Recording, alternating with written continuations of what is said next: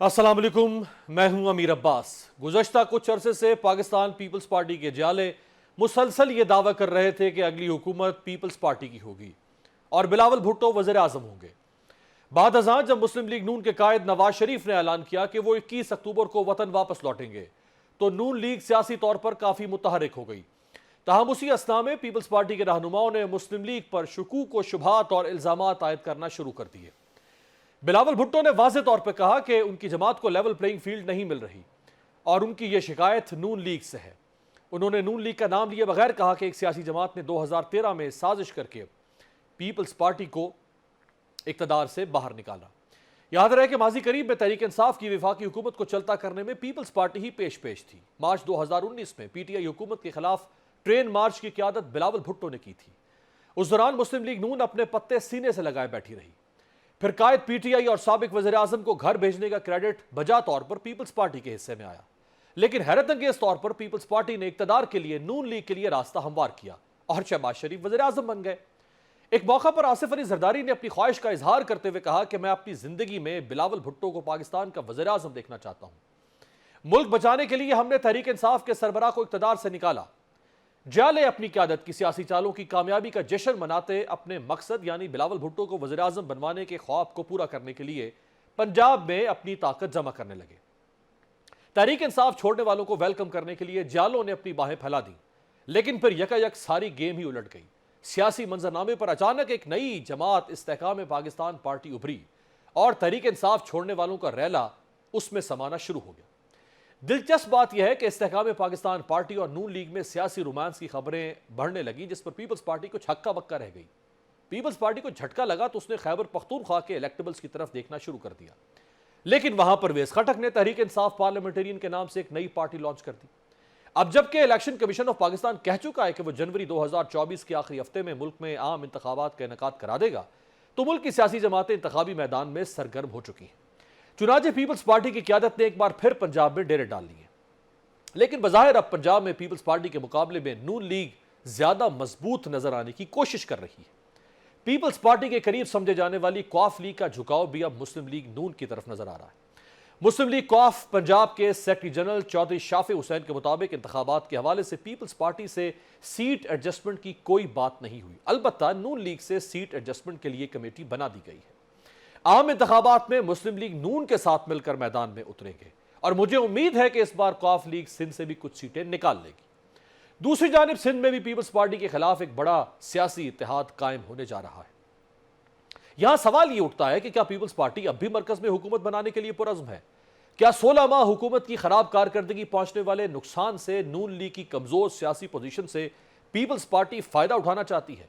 क्या peoples party मुस्लिम league नून की anti establishment बयानियत से खुद फायदा उठाने की तैयारी कर रही है?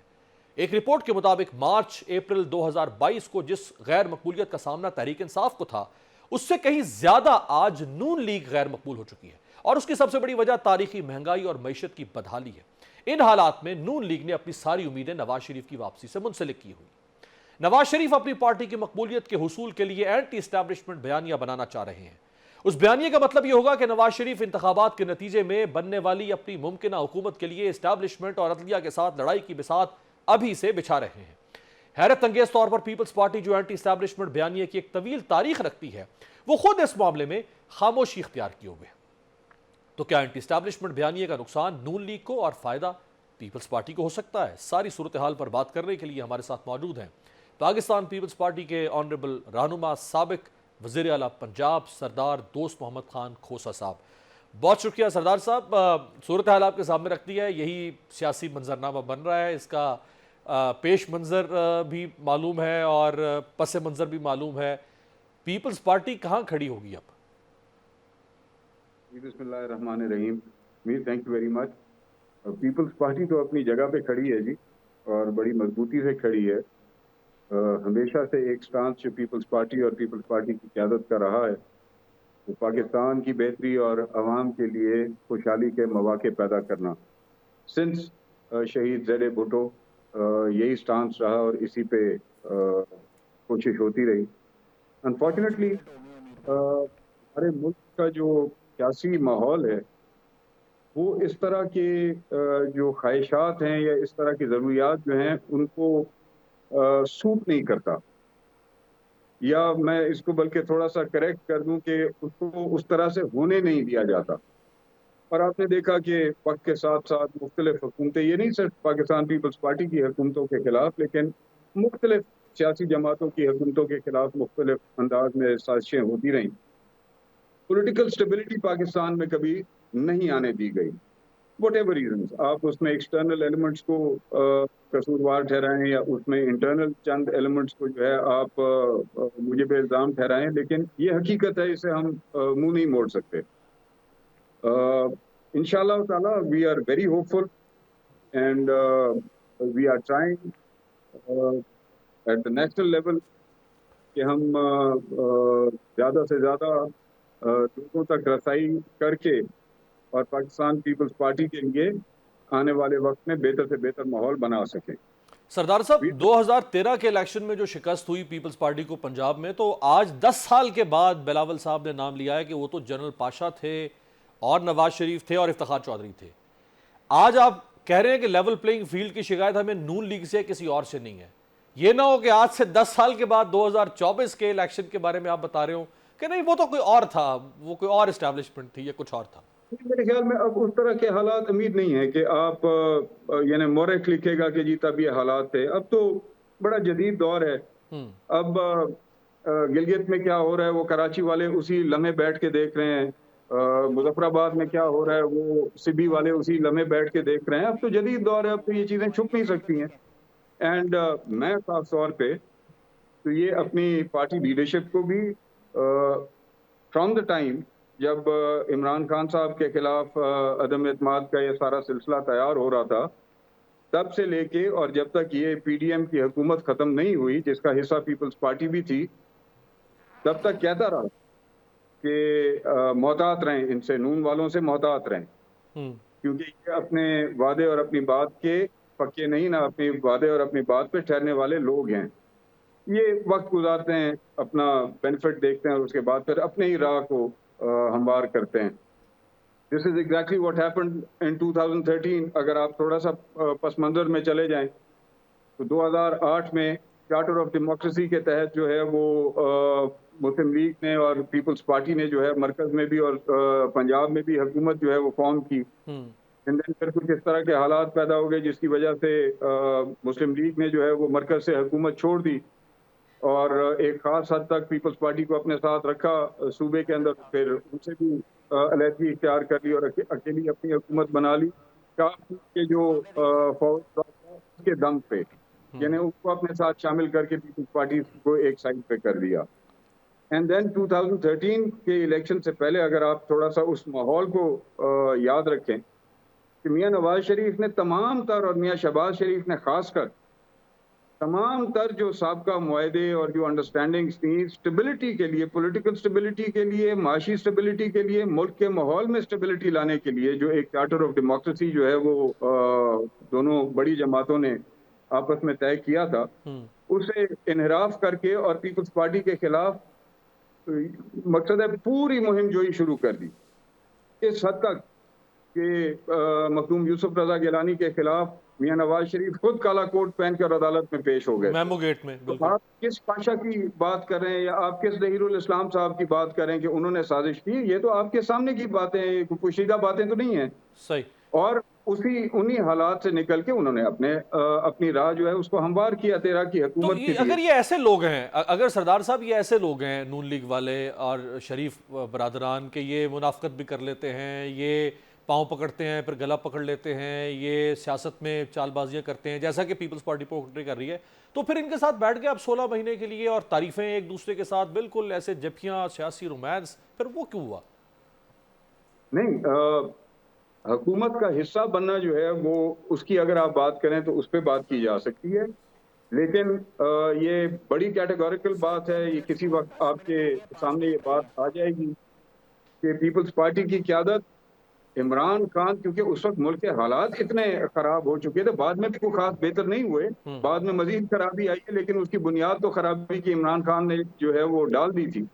गवर्नेंस के हवाले से हो, मईशत के हवाले से हो या इदारों के साथ महाजराई के हवाले से हो, इंटरनेशनल लेवल के ऊपर अपने आप को बिल्कुल ही पाकिस्तान को आइसोलेट करने के हवाले से हो, ये चीज़ें तो एविडेंट है ना जी, कोई पोशीदा बातें तो नहीं है।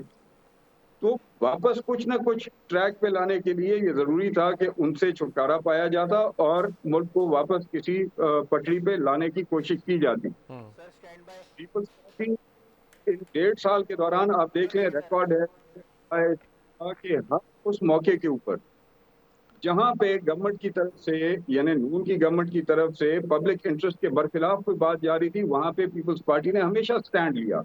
कहीं पे गवर्नमेंट को विड्रॉ करना पड़ा सही, और कहीं गवर्नमेंट को कोई मिडिल वे इख्तियार करना पड़ा। लेकिन वो नून लीग कुछ और कहती है। नून लीग कहती है कि जब हम इनके साथ हुकूमत में भी थे तो ये हमें ब्लैकमेल करते थे, जब हम इनको सिंध के लिए फंड्स देते थे बिलावल साहब को तो ये सेट हो जाते थे, अच्छे भाई बन जाते थे। इंटरेस्ट के ऊपर स्टैंड लेने को आप ब्लैकमेल कहें तो फिर शायद ब्लैकमेल होगा, वरना जिस तरह से मियां शहबाज शरीफ साहब बहैसियत वजीर आजम थ्रू आउट हिज टेन्योर कहते रहे हैं कि जी हम हर काम जो है वो मुशावरत से करने की कोशिश करेंगे, मुशावरत से करते हैं और मुशावरत से करेंगे। This was what he used to say always. तो उसमें मुशावरत तो हो सकती है, यानी जरूरी नहीं है कि मैं आपकी किसी बात, हर बात से अग्री करूं, मैं आपकी किसी बात से डिफर भी कर सकता हूं, आप भी मेरी किसी बात से डिफर कर सकते हैं। बट अगर हमने प्रोडक्टिविटी की तरफ और पॉजिटिविटी की तरफ जाना है तो देन वी ईदर कि आप मेरी बात मानेंगे अगर सही हो, या मैं आपकी बात मानूंगा अगर सही हो, या फिर हम कोई दरमियानी रास्ता निकालेंगे। अगर इसको आप ब्लैकमेलिंग कहते हैं तो फिर let it be called blackmailing. ये तो नून लीग का हमेशा से एक वतीरा, unfortunately we been a part of Noon league. आप कह रहे हैं वो भी ब्लैकमेलर है, नून लीग वाले भी ब्लैकमेलर है।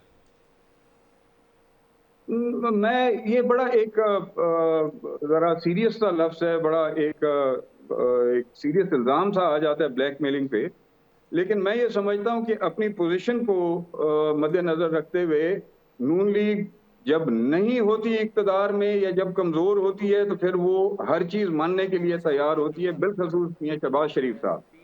मियां नवाज शरीफ साहब ने अपने आप को एक खास उस पे लेवल पे रखा हुआ है और उन्होंने एक अपना खास स्टांस बनाया हुआ है। आप देख लें, अभी हाल ही में कुछ दिन पहले मियां नवाज शरीफ साहब की तरफ से चंद इदारों के हवाले से और उनके सरबराहान, साबिक सरबराहान के हवाले से जो है वो कुछ बयानात आए। उसके दूसरी तरफ अगर आप देखें तो मियां शहबाज शरीफ के बयानात जो है बिल्कुल उनके बयानात से बरक्स होते हैं। सही, तो गुड कॉप बैड कॉप वाली जो बात है, but again I would say कि जब हालात उनके लिए साजगार हो जाते हैं तो फिर वो हर चीज से बाला ताक हो जाते हैं। अच्छा, ये आखिर में ये फरमाइएगा, खुर्शीद शाह साहब ने कहा है कि नवाज शरीफ को जनरल बाजवा और जनरल फैज हमीद का नाम नहीं लेना चाहिए। हालांकि पीपल्स पार्टी और नून लीग दोनों कहते हैं, सिर्फ नून लीग नहीं कहती कि 2018 के इलेक्शन में धांधली हुई, इन दोनों ने की हमारे खिलाफ, आप लोग भी कहते हैं। तो आज, और हमेशा से आप एंटी एस्टैब्लिशमेंट बयानिया पीपल्स पार्टी का रहा है। 2013 को मैंने बता दिया कि जनरल पाशा का नाम बिलावल साहब ने ले दिया, उससे पहले मुशर्रफ साहब, और एक तारीख है। आज बजाय ये कि आप कहें कि हाँ नहीं, अगर नवाज शरीफ कह रहे हैं तो एहतसाब होना चाहिए इन दोनों का, इन्होंने हमें 2018 में इलेक्शन हराया, आप उनके साथ खड़े। हम तो कायम हैं, हम तो ज़िया के वक्त से, यानी मैं उस वक्त पीपल्स पार्टी का हिस्सा नहीं था, लेकिन जनरल ज़ियाउल हक के वक्त से जो है पीपल्स पार्टी इस बयानी के ऊपर कायम है, आज तक कायम है। वो चाहती है कि इदारों की बेजा मुदाखलत जो है वो हुकूमती मामलात में नहीं होनी चाहिए। तो अगर नवाज शरीफ कह रहे हैं कि इनका एहतसाब होना चाहिए तो आपको तो सपोर्ट करना चाहिए मियां साहब, हम आपके साथ खड़े हुए हैं, आगे लगें। अल्लाह करे कायम रहें। ये तो दूसरे के कंधे पे बंदूक रख के चलाने वाले लोग हैं। अच्छा, ये तो किसी को आगे लगा के पीछे से गायब हो जाएंगे। कहीं ऐसा तो नहीं है सरदार साहब के आपको नजर आ गया कि मियां साहब की स्टेटमेंट के बाद अब एस्टैब्लिशमेंट के साथ ताल्लुकात खराब हो रहे हैं नवाज शरीफ के, और शहबाज शरीफ भागे भागे वहां गए, तो फौरी तौर पे स्पेस हम ये हासिल कर लें। दूसरी तरफ इस चीज को इस तरह से क्यों नहीं लेते कि मुमकिन है शायद कुछ क्वार्टर्स की तरफ से, एस्टैब्लिशमेंट के ही कुछ क्वार्टर्स की तरफ से उनको कहा गया हो कि जरा इसको इस मामले को जरा चलाएं। ये अपने तहत कोई बात नहीं करते अमीर। अच्छा। ये अपने तहत बात नहीं करते। We been with them so we know, I know them, My father knows them and people who've been with them through thick and thin, वो जानते हैं। बहुत शुक्रिया सरदार दोस्त मोहम्मद खान खोजा साहब, साबिक वज़ीर आला पंजाब, पाकिस्तान पीपल्स पार्टी के ऑनरेबल मरकज़ी रहनुमा। बहरहाल आप मुस्लिम लीग नून की सियासत भी जानते हैं अच्छी तरह से, और अब आप पीपल्स पार्टी का हिस्सा हैं और पीपल्स पार्टी की सियासत भी आपके सामने है। एक ब्रेक पर जाते हैं, ब्रेक के बाद बात करेंगे पाकिस्तान की मईशत और पाकिस्तान के समाजी हालात के बारे में। इंतहाई खौफनाक और चौंका देने वाले इंकशाफात सामने आ रहे हैं, और ये पाकिस्तान के ज़राए से नहीं, ये UNDP से लेके वर्ल्ड बैंक तक सामने आ रहे हैं। ब्रेक के बाद بریک کے بعد خوش آمدید۔ پاکستان میں جو بھی حکومت برسر اقتدار آئی وہ اپنی مدت کے اختتام تک صرف دو گردانیں ہی قوم کو سناتی رہی۔ خزانہ خالی ہے، بدترین مہنگائی ہے اور بھاری ٹیکسوں کے ذمہ دار ہم نہیں بلکہ پچھلی حکومت ہے۔ اور دوسرا یہ کہ ملک بچانے کے لیے آئی ایم ایف سے قرض لینا ضروری اور آئی ایم ایف بڑا ہی ظالم ہے۔ در حقیقت یہ سارا بیانیہ سراسر حکومتی نااہلیوں اور مفاد پرستانہ طرز سیاست اور طرز حکمرانی کا شاخسانہ ہے۔ حقیقت یہ ہے کہ ہمارے حکمران خود کشکول لے کر آئی ایم ایف سے قرض کی بھیک مانگتے ہیں۔ ظاہر ہے جو قرض دے گا وہ قرض کی واپسی بھی چاہے گا اور اپنے قرض کو مشروط کرے گا۔ چند روز قبل آئی ایم ایف کی مینیجنگ ڈائریکٹر نے اپنے ایک بیان میں پاکستانی حکومت پر زور دیا کہ برائے مہربانی امیروں سے مزید ٹیکس وصول کریں اور پاکستان کے غریب لوگوں کا تحفظ کریں۔ ایک طرف قوم غربت، بے روزگاری اور مہنگائی اور دوسری طرف متعدد بیماریوں میں مبتلا ہو رہی ہے۔ نیشنل ہیلتھ سروسز کے مطابق پاکستان ٹی بی کے مرض سے متاثرہ دنیا کا 5واں بڑا ملک بن چکا ہے، جبکہ ایک دہائی قبل پاکستان ٹی بی سے متاثرہ ممالک میں 6 نمبر پر تھا، لیکن 2014 کے بعد 5ویں نمبر پر آ گیا ہے۔ یعنی ملک میں یہ بیماری مزید بڑھ گئی ہے۔ ٹی بی سے ملک بھر میں سالانہ 50,000 سے زائد نئے کیسز رپورٹ ہوتے ہیں اور اس سے اموات کی شرح دیگر پھیلنے والی بیماریوں سے زیادہ ہے۔ پاکستان میں شوگر کے مریضوں کی تعداد 3 کروڑ سے زیادہ ہو چکی ہے۔ ہر چوتھا پاکستانی نوجوان شوگر کے مرض میں مبتلا ہے۔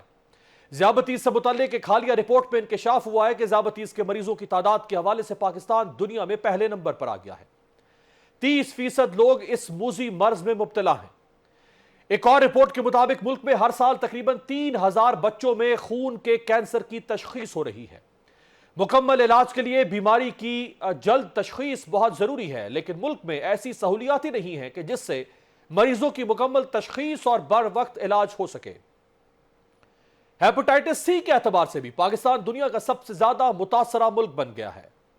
طویل عرصے تک امریکہ میں گردوں اور جگر کے امراض اور ٹرانسپلانٹ کی پریکٹس کرنے والے معروف پاکستانی ڈاکٹر پروفیسر ڈاکٹر سعید اختر، جو کہ پاکستان میں گردوں اور جگر کے امراض اور ٹرانسپلانٹ کے ادارے کے بورڈ کے سربراہ بھی ہیں، انہوں نے اقوام متحدہ میں ہیپاٹائٹس کے موضوع پر عالمی ماہرین کے ساتھ کانفرنس کرتے ہوئے بتایا کہ پہلے مصر ہیپاٹائٹس سی سے سب سے زیادہ متاثر رہنے والا دنیا کا ملک تھا، لیکن مصر ایک منظم منصوبہ بندی کے تحت 7 سال میں ہیپاٹائٹس پر قابو پا چکا ہے۔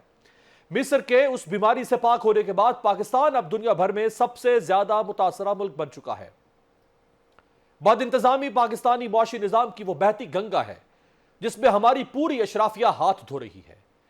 اسی معاشی بد انتظامی کی آڑ میں اربوں خربوں روپے کی کرپشن اور لوٹ مار ہوتی ہے۔ اس کا بھیانک نتیجہ کیا نکلتا ہے؟ اس کی ہلکی سی جھلک ہمیں ورلڈ بینک کی تازہ ترین رپورٹ میں نظر آتی ہے۔ ورلڈ بینک کی رپورٹ کے مطابق 9.5 کروڑ پاکستانی شدید غربت کا شکار ہیں۔ عالمی بینک نے پاکستان کی معیشت کی حالت پر شدید تشویش کا اظہار کرتے ہوئے زور دیا ہے کہ وہ اپنی مقدس گائے زراعت اور ریل اسٹیٹ پر ٹیکس لگانے کے لیے فوری اقدامات کرے اور معاشی استحکام کے لیے جی ڈی پی کے 7% کے برابر مالیاتی ایڈجسٹمنٹ کرتے ہوئے اپنے بے جا اخراجات کم کرے۔ عالمی بینک نے انکشاف کیا ہے کہ گزشتہ مالی سال میں غربت بڑھ کر 39.4% تک پہنچ گئی ہے۔ خراب معاشی حالات کی وجہ سے گزشتہ مالی سال میں مزید 1.25 کروڑ پاکستانی غربت کے جال میں پھنس گئے ہیں۔ تقریباً 9.5 کروڑ پاکستانی اس وقت غربت کی زندگی گزار رہے ہیں۔ رپورٹ میں کہا گیا ہے کہ مڈل کلاس اپنے لیے نہیں بلکہ دوسروں کے لیے جیتی ہے، جبکہ اشرافیہ معاشرے پر تسلط برقرار رکھنے کے لیے متوسط اور غریب طبقے کے ذہین لوگوں کو خریدنے کی کوششوں میں لگے رہتے ہیں۔ امیر طبقہ اپنی آمدن کا 20 سے 30% حصہ، جبکہ متوسط اور غریب طبقہ اپنی آمدن کا 70 سے 80% حصہ خوراک کے حصول پر خرچ کرتا ہے۔ دولت کی یہ غیر منصفانہ تقسیم سے امیر مزید امیر ہوتا جا رہا ہے۔ کتنے شرم کا مقام ہے کہ ہمارے پالیسی سازوں کو عالمی مالیاتی ادارے آئینہ دکھا رہے ہیں۔ عالمی بینک نے جی ڈی پی کے تناسب سے ٹیکس میں فوری طور پر 5% اضافہ کرنے اور اخراجات کو جی ڈی پی کے تقریباً 2.7% تک کم کرنے کے اقدامات تجویز کیے ہیں۔ ورلڈ بینک کو پاکستان کی موجودہ معاشی صورتحال پر گہری تشویش ہے۔ پاکستان کو سنگین معاشی اور انسانی ترقی کے بحرانوں کا سامنا ہے۔ پاکستان اس وقت ایک ایسے موڑ پر ہے جہاں اسے پالیسی میں تبدیلی کی اشد ضرورت ہے۔ عالمی ادارے ہمارے پالیسی سازوں کو مسلسل جھنجھوڑ رہے ہیں۔ اقوام متحدہ نے بھی خبردار کیا ہے کہ پاکستان میں متوسط طبقہ 42% سے کم ہو کر صرف 33% رہ گیا ہے۔ اقوام متحدہ کے ذیلی ادارے UNDP کی رپورٹ میں کہا گیا ہے کہ معاشی بدحالی کے سبب متوسط طبقے میں نمایاں کمی ہو رہی ہے۔ کچھ ہی عرصے میں پاکستان میں 2 کروڑ لوگوں کا غربت کی لکیر سے نیچے چلے جانے کا خدشہ ہے۔ بے روزگاری میں 10% سالانہ اضافے کے باعث ہر سال 30 لاکھ افراد غریب طبقے میں شامل ہو رہے ہیں۔ اس کے برعکس بد انتظامی، کرپشن اور لوٹ مار کا یہ حال ہے کہ خسارے میں چلنے والے 8 سرکاری اداروں کا مجموعی خسارہ 2200 ارب روپے سے بھی بڑھ چکا ہے۔ خسارے میں چلنے والے سرکاری اداروں میں Pakistan steel mills, PIA، railway, NHA، وابڈا، ڈسکوز اور civil aviation authority, Pakistan post اور یوٹیلیٹی سٹورز کارپوریشن شامل ہیں۔ UNDP کی رپورٹ میں یہ چشم کشا حقائق پہلے ہی منظر عام پر آ چکے ہیں۔ پاکستان کے اشرافیہ بشمول کارپوریٹ سیکٹر، جاگیرداروں، زمینداروں، سیاستدانوں، ملک کی سویلین اور طاقتور ملٹری بروکریسی کو حاصل مراعات اور سہولتوں پر 17.4 ارب ڈالرز خرچ ہوتے ہیں۔ پاکستان کے طاقتور طبقات نے ملک کی معیشت اور عوام کا بھرکس نکال دیا ہے۔ بدترین حالات آخری نہج تک پہنچ چکے ہیں۔ ذرا تصور کریں، جن ممالک میں عوام کے معاشی حالات بدترین ہوئے وہاں کیا ہوا۔ کچھ عرصہ قبل سری لنکا میں جو کچھ ہوا وہ دنیا نے دیکھا۔ 2016 میں وینزویلا میں مہنگائی اور بھوک کے مارے بپھرے عوام نے جس طرح اناج اور غذائی اشیاء کی لوٹ مار کی، وہ مناظر بھی دردناک تھے۔ یہاں سوال یہ ہے کہ کیا پاکستان کے پالیسی ساز اس وقت کا انتظار کر رہے ہیں جب مہنگائی کی چکی میں پیسے عوام کے صبر کا پیمانہ لبریز ہو جائے گا؟ پاکستان کی دیگرگو معاشی صورتحال پر بات کریں گے ایک وقفے کے بعد سابق وفاقی وزیر خزانہ اور ماہر معیشت ڈاکٹر حفیظ پاشا سے۔ بریک کے بعد خوش آمدید۔ پاکستان کی اس پریشان کن معاشی صورتحال پر بات کرنے کے لیے ہمارے ساتھ موجود ہے سابق وفاقی وزیر خزانہ ماہر معیشت ڈاکٹر حفیظ پاشا صاحب۔ بہت شکریہ ڈاکٹر صاحب۔ پہلا سوال آپ سے یہ ہے کہ ایک طرف پاکستانی قوم غربت، بے روزگاری اور مہنگائی کا سامنا کر رہی ہے، دوسری طرف متعدد بیماریاں، ایک غریب بے روزگار قوم اور اوپر سے بیمار قوم، کس طرح ایک ایسے ملک کو چلایا جا سکتا ہے جس قوم کی حالت یہ ہو؟ بسم اللہ الرحمن الرحیم۔ آپ نے ماشاءاللہ بڑا مناسب انٹروڈکشن دیا۔ میں صرف اس میں تھوڑا سا اضافہ یہ کرنا چاہتا ہوں کہ ہم نے جو ریسرچ کیا ہے لاہور میں میرے اپنے شاگردوں کے ساتھ، ہمیں افسوس سے کہنا پڑ رہا ہے کہ جو اعداد و شمار ورلڈ بینک نے پیش کیے اپنے اس کانفرنس میں، وہ دراصل کافی حد تک وہ مناسب تو ہیں مگر ابھی بھی کچھ کم دکھایا جا رہا ہے۔ ابھی یہ کم دکھا رہے ہیں؟ جی میں آپ کو بتاتا ہوں کس طرح۔ سب سے پہلے آپ یہ دیکھیے کہ بے روزگاری کا پیمانہ کہاں تک پہنچ چکا ہے پاکستان میں اس وقت، اس 2023 سال میں۔ کچھ کووڈ سے پہلے 2019 سے پہلے پاکستان میں جو بے روزگاری کا لیول تھا وہ تقریباً 6.5% کے لگ بھگ تھا۔ آج ہم نے جو ایسٹیمیشن کیا ہے اور بڑے کیئرفلی کیا ہے، اس وقت بے روزگاری کا پیمانہ 10% تک پہنچ چکا ہے۔ ڈبل ڈیجٹ میں آ گیا ہے۔ پاکستان کی تاریخ کا سب سے بلند انمپلائمنٹ ریٹ ہے یہ، پچھلے 75-77 سال میں اتنا اونچا کبھی نہیں گیا تھا۔ اور اس وقت آپ کو حیرت ہوگی کہ 75 لاکھ مزدور ورکرز ہمارے بے روزگار ہیں۔ دوسری طرف جو ہوا ہے وہ یہ کہ پچھلے 2 سال، خاص طور پہ پچھلے سال، چونکہ افراط زر کی رفتار بہت زیادہ رہی، تقریباً 30% کے لگ بھگ، ہم نے کیلکولیٹ کیا ہے کہ جو اصل آمدنی جسے ریئل ویجز کہتے ہیں، افراط زر کی وجہ سے کتنی اس میں کمی آئی ہے۔ عام جو ہمارا مزدور ہے، آپ کو حیرت ہوگی سن کے کہ پچھلے 1.5 سال میں 20% کمی آئی ہے۔ یہ ایک بہت بڑی وجہ ہے کہ آپ کے یہاں غربت کا پیمانہ بہت بڑھ گیا ہے۔ IMF اور ورلڈ بینک خاص طور پہ پچھلے دنوں ورلڈ بینک نے جو کہا ہے کہ تقریباً 40% عوام جو ہے پاکستان کی پاپولیشن وہ غربت کے لکیر کے نیچے جا چکی ہے. مجھے افسوس سے کہنا پڑتا ہے کہ ہمارا ایسٹیمیٹ اس سے بھی زیادہ ہے، 45%. او مائی گاڈ، 45% لوگ غربت سے نیچے جا چکے ہیں. 11 کروڑ 11 کروڑ. لوگ. اور ایسا پھر میں کہوں گا کہ یہ جو 45% تاریخ کا سب سے بلند لیول ہے پچھلے کم از کم 40-50 سال. حالات حد سے زیادہ خراب ہو چکے ہیں. اب آپ اس پہ آ جائیے جو انہوں نے اعداد شمار پیش کیے ہیں ٹیکسیشن کے بارے میں. میں آپ کو یہ بتاتا چلوں کہ پاکستان میں ہمارے جو امیر طبقہ ہے جسے ہم ایلیٹ کہتے ہیں، ان کو سالانہ جو مراد ملے ہوئے ہیں مختلف ٹیکسوں کے نظام میں، کبھی کہیں چھوٹ، کہیں ریٹ کم، کہیں ایویژن، کہیں آپ نے ڈیفر کیا پیمنٹ وغیرہ، ایگزمپشنز، 2600 ارب تھا یہ کوئی 4-5 سال پہلے. آج یہ تقریباً جو فائدہ امیر طبقے کو مل رہا ہے ٹیکس کے نظام کے سہولتوں سے اور فیسلٹیز کی وجہ سے، وہ تقریباً 4,500 ارب ہے.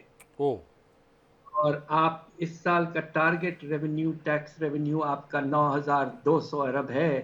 تو یعنی کہ 50% کمی ہے آپ کے ریونیوز میں، اس لیے کہ آپ نے بے شمار مراد ہمارے امیر، سب سے امیر 1% آف دا پاپولیشن کو دیا رکھا ہے. یہ ہے ریالٹی آج پاکستان. ڈاکٹر صاحب، ہر حکومت ایک ہی جواز رکھتی ہے جب اس کی مدت ختم ہو رہی ہو. وہ پی ڈی ایم کی حکومت تھی، اس سے پہلے کی حکومت تو چلیں وقت سے پہلے ختم ہو گئی، اگر وہ ختم نہ ہوتی تو وہ بھی یہی جواز رکھتی پی ٹی آئی، اور اس سے پہلے بھی، کہ خزانہ خالی، معیشت کا کوئی حل نکل نہیں پا رہا، اور قصوروار پچھلی حکومت ہے. حالانکہ ہر حکومت پچھلی حکومتوں میں بھی شامل رہی ہے، یعنی کبھی نہ کبھی پیچھے بھی حکومت کرتی رہی ہے. یہ جواز کب تک لوگوں کو کے سامنے رکھ کے لوگوں کا منہ بند کیا جا سکتا ہے؟ دیکھیے اب حالات اس حد تک متاثر ہو چکے ہیں. مجھے ایک اور اعداد و شمار آپ کے سامنے پیش کرنا ہے جو بہت ہی اہم ہے، اور وہ یہ ہے کہ پاکستان میں کتنے نوجوان ایسے ہیں اس وقت جسے ہم یوتھ کہتے ہیں، 15 سے 24 سال کی عمر میں.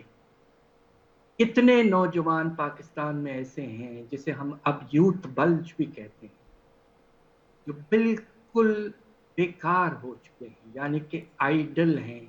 نہ تو وہ پڑھ رہے ہیں، نہ انہیں کوئی روزگار ہے، بس بالکل بیچارے بیکار ہیں.